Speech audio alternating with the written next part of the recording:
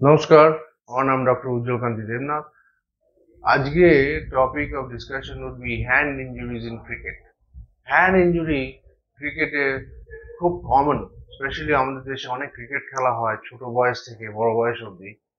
যারা আসে আমার কাছে হঠাৎ করে আঙ্গুলে ইঞ্জুরি হতে পারে, আঙ্গুলের জয়েন্ট ইঞ্জুরি হতে পারে, এই বোনগুলোতে ফ্র্যাকচার হতে পারে, আর এখানে একটা ল্যাসারেশন হতে পারে, বলটা এসে লাগলো। ডিরেক্ট বল ইঞ্জুরি থেকে হাড়ের মধ্যে লাগতে পারে বা পামের মধ্যে লাগতে পারে, ক্যাচ নেওয়ার সময় পামের মধ্যে লাগতে পারে, একটা ব্লাড জমা হতে পারে পামের মাঝখানে, তার থেকে ইনফেকশন হতে পারে। এরকম অনেক রকমের প্রবলেম নিয়ে ক্রিকেটাররা আসে।